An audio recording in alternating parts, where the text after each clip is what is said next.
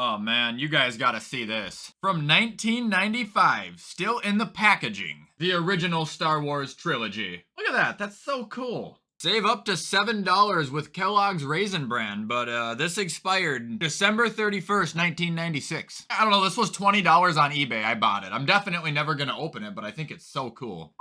Alright, anyway, what is going on, guys? Welcome back to another video, and welcome to my Week 4 NFL predictions. Wow, we're already there. I do have an interesting stat about my picks so far this year, though. So if you guys didn't know, I do the same picks that I do on YouTube, also through my dad's work league in a league of like 20 people. So far this year, I am 25-23, which is not good. It's not as bad as I thought, but it's definitely not good. However, I'm only 3 correct picks from being in first place, meaning the first place person only has 28 right. That is how unpredictable this year has been. It's so crazy. Anyway, before we hop into the video, we got a couple of quick plugs as always. 1, head over to gfuel.com. Use code WyattzWorld, save yourself a discount on any G Fuel products. And 2, if you're over 18 years or older, you can download the daily fantasy app known as Prize Picks, where code WyattzWorld will match up to $100 of your first deposit. Always play responsibly, and let's get into my Week 4 predictions.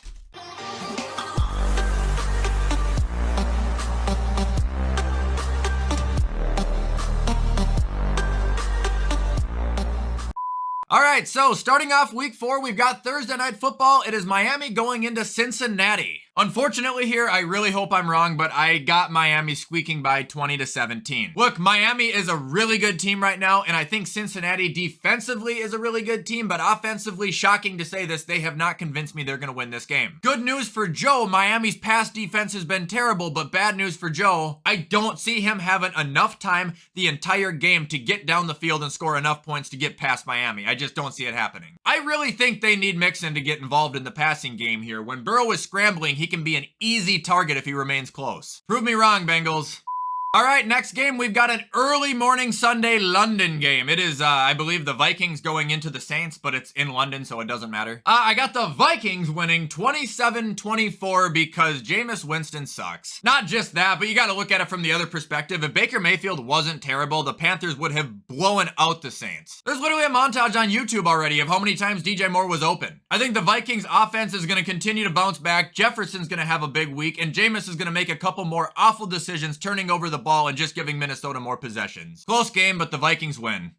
All right, moving on to our next game, and it should be our first noon game now. It is Cleveland at Atlanta. I got the Browns winning 30-14. Chubb, Amari, Njoku. That is the 3 stages of hell for Atlanta, and I'm really starting to like the Cleveland offense. Now, giving Atlanta some credit, they just came off a win. They've been playing pretty competitively all year, so I do expect them to, score some points and drive. It won't be a total blowout, but they're just not going to beat the Browns, dude. Obi-Wan Jacoby is literally going to walk into that stadium on Sunday, and it's going to look like this.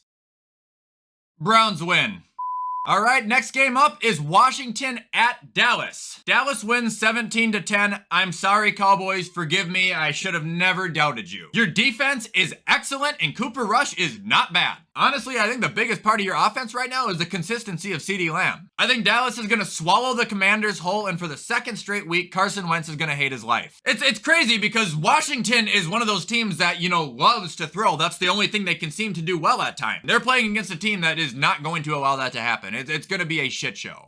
All right, moving on to our next game, we've got Seattle at Detroit. Lions win 33-20, assuming St. Brown is playing. If he's not, the score will be a little bit lower, but I still have the Lions winning. Look, they have a good offense. They have good players on defense. They were the better team last week when they lost to the Vikings, and they are certainly a better team than the Seattle Seahawks. Whether it's Goff throwing to St. Brown or DJ Chark or TJ Hawkinson, whether he's handing the ball off to Swift or Jamal Williams, it should be enough to get past Seattle.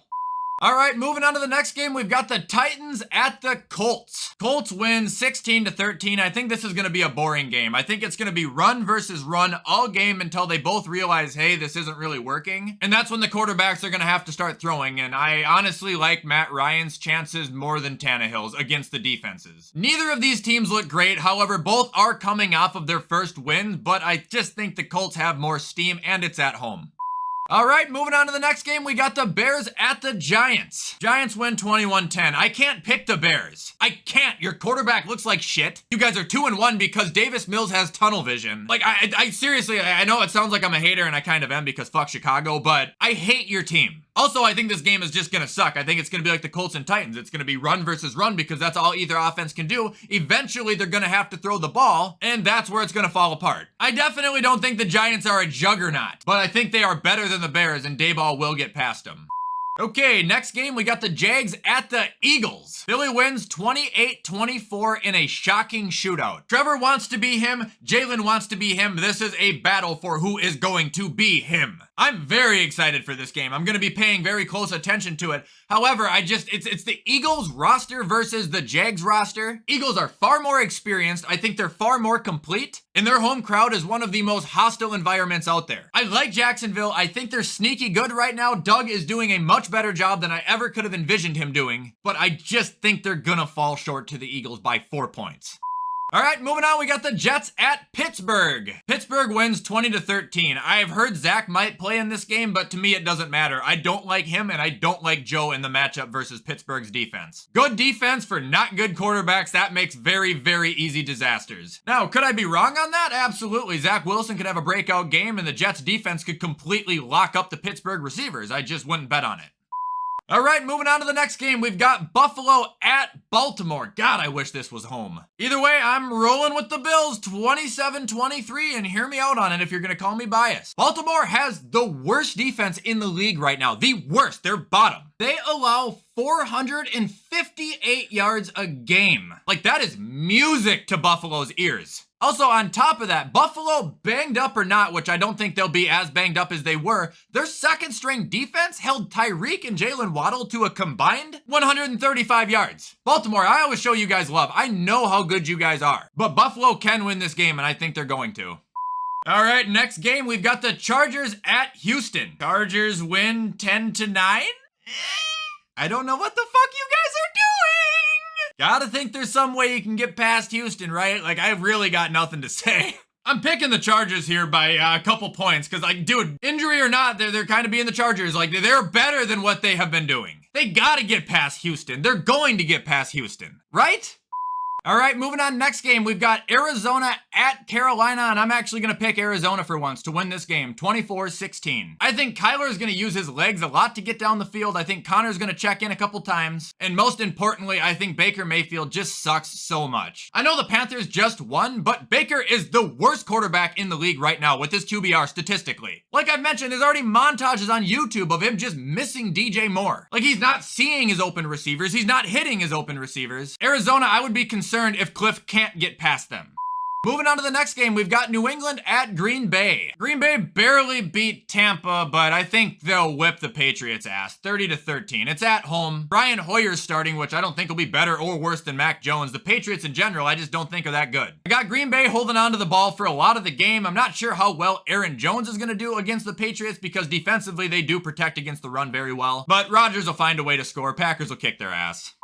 All right, next game, we've got Denver at Vegas, known as the circus game. I don't even know what to predict here. Denver wins 12-7. I don't think Josh McDaniels is capable of winning a game. He hasn't proven that he can. And Denver's proven that they can win, but barely. Also, you've got to understand Denver's defense is like one of the top in the league right now, so I think an 0-3 team trying to get past that, it just doesn't look good.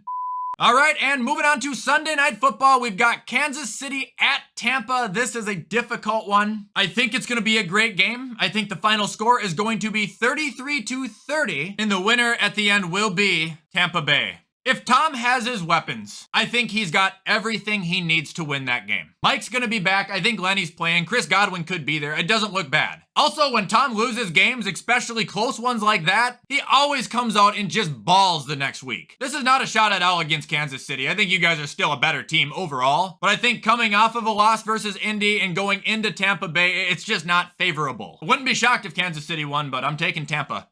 All right, and moving on to the final game of the week, it is the Rams at San Francisco. Monday Night Football, and this is probably my upset. I'm picking the 49ers. Kind of a weird score too, 23-21. I've stated it before and I'll state it again. The Rams offense worries me, especially against a defense of that caliber. Right now in my head, I think the Niners D is going to look very similar to how Buffalo's defense looked on opening day. Now, I don't think the 49ers have as good of an offense, meaning I think the game will be a little bit closer, but I see Stafford getting bullied around. I see him struggling to complete passes, and the 49ers bounce back. Alright guys, and that is going to be all for my week 4 NFL predictions. Let me know where you guys agree, let me know where you guys disagree. I always like to get screamed at, it's fun. If you guys did like this video though, you already know what to do. Comment, like, subscribe, turn that bell on. I do my best to post every single day. With everything I just said though, I'm going to hop off and get this edited so you guys can watch it on time. I hope you all have a fantastic rest of your week, and as always, I will see you in the next video.